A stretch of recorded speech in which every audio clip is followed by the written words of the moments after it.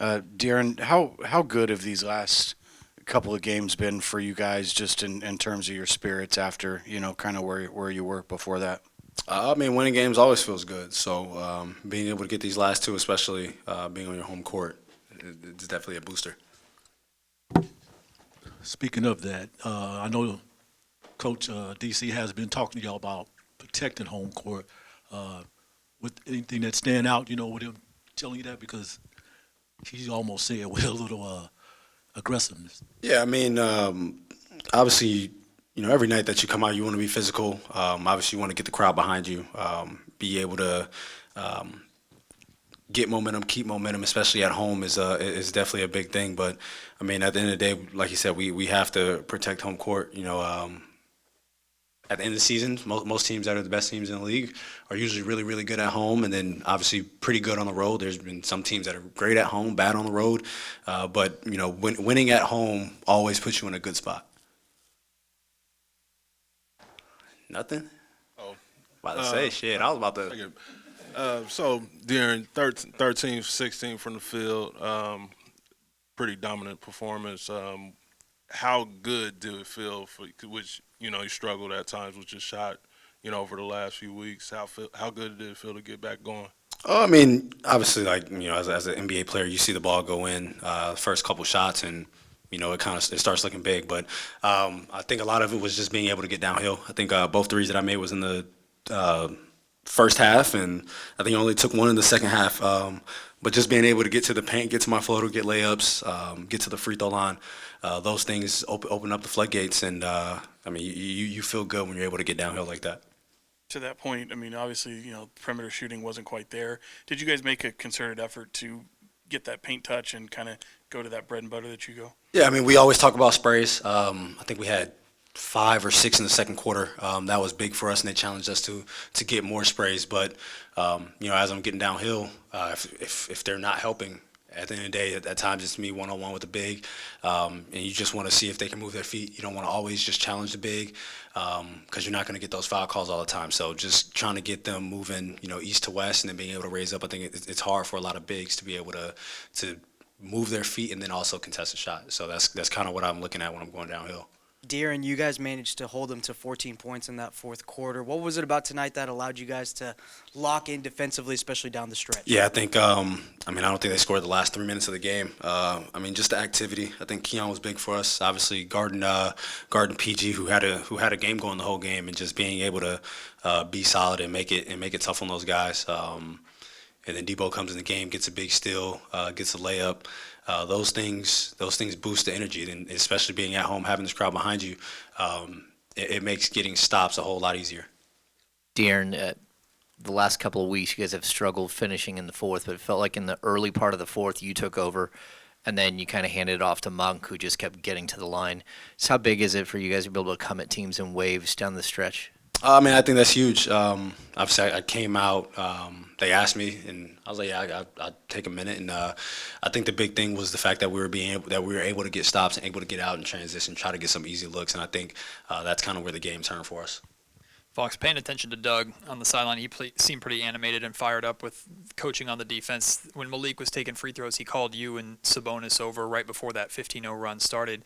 Are you able to share just what he was saying just in that moment to the two of you? I mean, with that, it was we could be aggressive because I think at the time we might have had one foul. So you have 3 fouls to give. So be aggressive defensively, and then offensively at the time, I think PG had 5 fouls. So we wanted to get him in action. I mean, most of it was just continue to do what we were doing. Obviously, we went in the quarter down 9, and I think we were tied at that time. So just it was continue to get stops and be even at that point we could have been overly aggressive for the next like 90 seconds because we had 3 fouls to give, and we were able to do that, and we were able to get some steals and get out in transition. With the with it being a big game of runs tonight, how much did you feel like the pace played a part for you guys offensively, whether in either direction with those runs? I mean, we want to be able to pick up the pace. I think I know the last 2 games, I think we had 31 and like 23 again in the last 2 games in transition. So being able to do that, on makes or misses, definitely helps us. And even if you don't create an advantage in those first 4 or 5 seconds, now you have 18, 19 seconds to really getting to what you want to run. So it's not always about scoring in transition. It's just about being able to get the ball up the court, and it gives us more time to get into our sets. Thanks, everyone. Thanks, Walker. Over. Doug coming next. No run, and like it was the stops that got you guys through in this one. Just what went through you guys' head? What was Doug preaching to you guys in those huddles? I think we were down like 6 points with 3 minutes left, something like that. Doug called a timeout, and he said, "Let's get 3 stops in a row and win this game." And I guess we got stops the whole rest of the game. Domas, you've watched De'Aaron's development and evolution here over the last 3 games, or 3 years rather. Mm-hmm. DC talked pregame about how De'Aaron can be the best defender on this team and the best defender, one of the best defenders in the league. The fourth quarter effort that he put in, plus Monk and DeRozan and everybody, just what have you seen from this team's growth defensively from your guards? Just sticking with it, believing in what we're doing, and fighting for each other, and not getting tired. The most important part is we're fighting till the end. Even at the end, Debo getting that steal. Yeah, I was going to mention Debo. Just how big were some of those moments defensively that he came up with? Big. These are moments that a shot can go in, anything can happen. We've seen it all year. And us just to not even let him get a shot up, is big time. And then just, you guys have had a lot of close games just kind of slip away. What is it about maybe some of those and taking kind of the step forward here tonight? And it seemed like it obviously started on the defense. We just got stops. We got stops when it mattered, and then we were converting. We also got them in the bonus early, which allowed us to get fouled and just go and shoot free throws instead of having to make a bucket, which obviously makes life a lot easier. Domas, you guys have talked all year about playing better at home and improving your record at home. Is that something Doug has really reiterated and emphasized with you guys? Yeah, for sure. He loves this city, he loves this franchise, and we all saw how the fans were tonight and last game. That's something we want to bring every home game. And like Doug said, show this product of basketball. Domas, you guys won that fourth quarter, 33-18. What do you have to do to roll that over into starting a game like that? Yeah, Coach challenged us to come out and play as we played the second, third, and fourth last game, and I feel like we did that. They kind of got away from it at the end of the first and second, but we finished the game just like he wanted us, getting stops and, sharing the ball, moving, running, and we came up with some clutch possessions on defense. Keon starting the game in place of Keegan, taking on tough assignment with PG, blocks, steals, threes. Just how much do you feel like he impacted the game all around tonight? He's amazing. He is a professional. He stays ready, and he's always there when we need him, especially on defense. And today he had a great game. Nothing new. This is what he does. And on top of that, he's shooting the ball lights up. Thanks, everyone. Thanks so much. Thank you, guys. We have Fox coming next.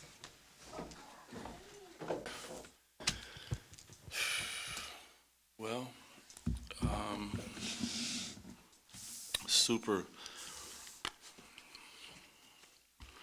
super proud of our guys. That is the type of fight that we expect on a night-to-night basis. Listen, closing the game 15-0. During the timeout, I believe it was 107-98. And I challenged them to get 3 stops in a row. Luke offered up trapping because I believe we had 2 fouls to give, and then we ended up under 2 minutes still with 1, so it allowed us to just continue to be super aggressive, which was super big time.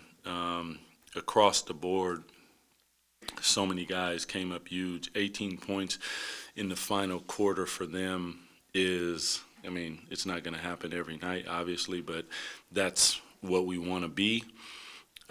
6 fast break points in the second half after 13 in the first. They locked in, and just, again, super proud of them.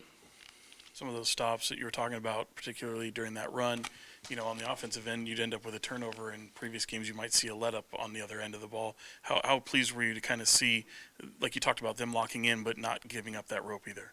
Well, we've talked about it, like make, miss, turnover. We can't. These are the times that we have to overcome. We have to figure out a way to make it happen. We have to manufacture what we need, and that crowd incredible, like playing for that crowd and in front of that crowd. I think like that is the spirit that I like to see out of them on a night-to-night basis. And again, just super proud of them. Doug, this is your third game. Just how much, especially with the crazy crowd, the way the game was coming down to the wire, how was it for you to live in the moment and try to figure out how to coach through that? A lot of fun. A lot of fun. I enjoy this. I'm a glutton for punishment probably, because it doesn't always go your way.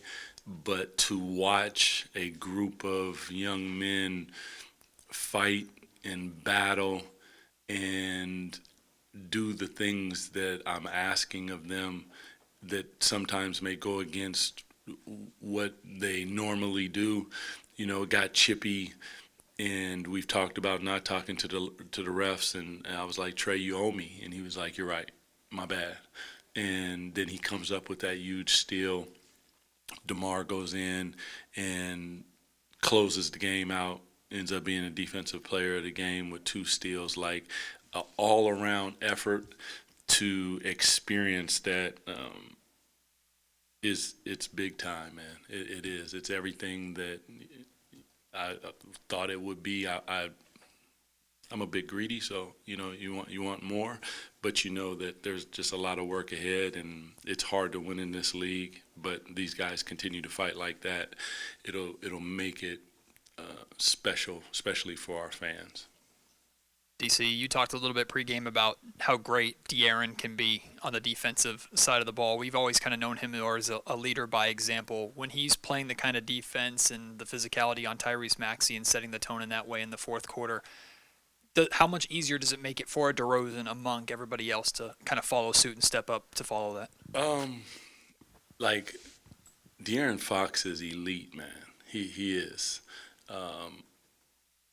He has the ability to sit down and guard because of his quickness, his strength, and his athleticism, his anticipation, and then his competitive nature is just high level. And he's finding his way in front of our very eyes, and it's huge, man. I just hugged him and said, love you, man. Like, thank you. Like, taking me on a ride, because you're taking the city on a ride. And even like when I look at Domas, like 12 defensive, 9 offensive, 21, 17, Malik, like all around. But before we left the locker room, I said to De'Aaron, before we headed out on the floor, it's just like, you set the tone, because you are the tone setter. Get downhill and get at them immediately. And they did. With no Keegan, Keon got the hardest assignment of PG there and threw him in a couple different spots. But just what do you think of his effort doing everything out there? Yeah, I saw his clip too, by the way. I saw his clip. So I gave him a bunch. I did. Big time. The one that stands out to me was the charge, because I asked him to continue to play with physicality. He's not the bulkiest guy, but his anticipation, his willingness to try to be physical, and that was an extremely physical play, and he didn't open his hips and allow him an angle to get downhill. He stayed square, and it's difficult, man. It's painful, first of all. Like, are you willing to sacrifice yourself that way? Keon just came up huge, 4 steals. Coach, to what extent does trapping like you did tonight, to what extent does it play to the strengths of De'Aaron and Keon in particular, and to what extent does it reflect the mindset that you want your team to have defensively? I think it's definitely a mirror. I'm aggressive by nature. That's what I want to see from them. Like, we might not be the biggest and different things when you look at other, really good defensive teams, but there's always something that you can do and out there. And we have guys that anticipate well. You put pressure on the basketball, I want you to fly through the gap and get it. Like, put pressure on them. If they can make that pass all the way to the corner, you got to shake their hand, because there are some guys in this league that can make that pass, but those guys were flying around the floor, and that's what we want. Doug, you said what you said before the game about home court and you know and doing it for these fans here to see these guys respond 2 games in a row and go out and do that. How pleased are you to see that? I mean, pleased. I think the word is proud. Like it was Sacramento proud, I guess. That's probably the word because, you know, during times like these when things like all that has went on has happened, there's 2 things that you can do. You can give up, you can let up, or you can get at it. And these guys, they continue to come in, to respond, to listen, to try and do what I'm asking of them, which I know is like super extremely hard because there's a conditioning aspect to what I'm asking you to do because you got to play hard on both ends of the floor. And as somebody who did that, I totally understand it. But as I told them, these fans deserve that. This is our house. We want to defend our house. We're going to have ups and downs. Like, I get that. But the one thing when you walk out of here is like, damn, they play really hard. That's what you want when they walk out. Yeah. Thank you, guys. Appreciate it.